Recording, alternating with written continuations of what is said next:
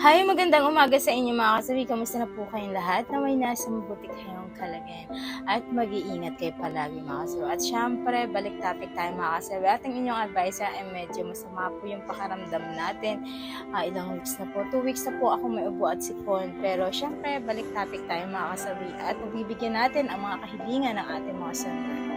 Ma'am, tanong lang po ako sa iyo, ma'am. Paano kapag yumakap ka sa asawa mo tapos biglang siniko ka niya at sabihin niya na urong ka nga doon kasi ang init-init pero malamig naman po ang panahon.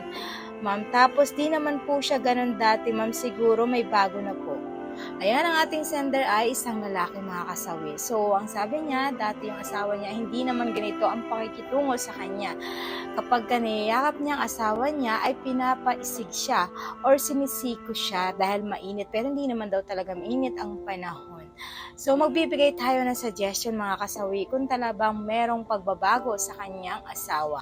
Siyempre, yung ating suggestion dito mga kasawi, kung asawa mo hindi ganito ang pakikitungo sa'yo ng dati, ibig sabihin ay meron something ng pagbabago sa asawa mo kasi hindi naman magbabago ang asawa mo babae kung talagang wala siyang kinalolokohan or kabit mga kasawi. Kasi ang isang babae, lagi niyong tatandaan yan. Hindi sa inyo magbago ang pakikitungo sa inyo kung wala naman talaga siyang third party mga kasawi. Pero, depende naman yan sa sitwasyon mga kasawi. Baka naman mamaya ay ikaw din yung merong third party. Tapos, syempre yung asawa mo ay nawalan sa'yo ng gana.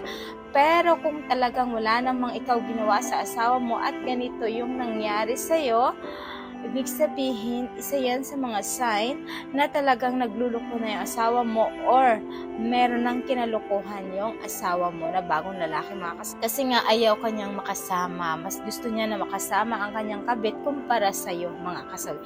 Kasi ang isang babae, hindi yan manidiri sa isang lalaki kung talagang mahal ka ng isang babae.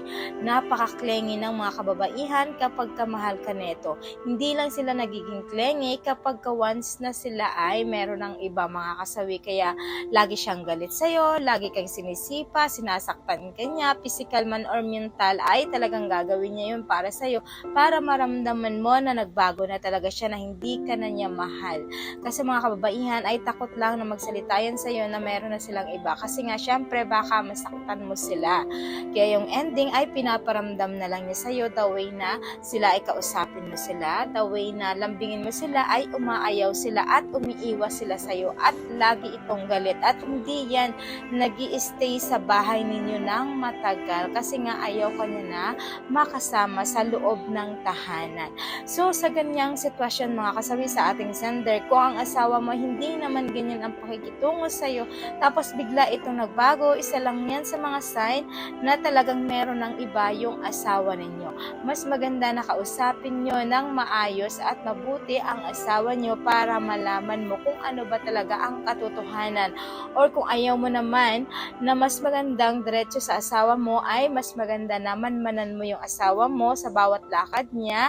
Huwag kang magpahalata na meron ka ng alam or may nararamdaman sa kanya na pagbabago para mas madali mong mahuli ang asawa mo kung meron na itong kinalulukuhang iba or nagluloko na ito. Yan lang po mga kasawi yung ating suggestion tungkol dito sa ating sender. Naway naintindihan niyo po ang ibig ko sabihin. Maraming salamat sa patuloy na pagsuporta niyo sa akin, sa walang sawang pag-share at pag-comment. Sa mga hindi pa po nakapag-subscribe, pwede na kayo mag-subscribe, pwede na rin kayo mag-follow para updated kayo sa topic ko araw-araw. Magandang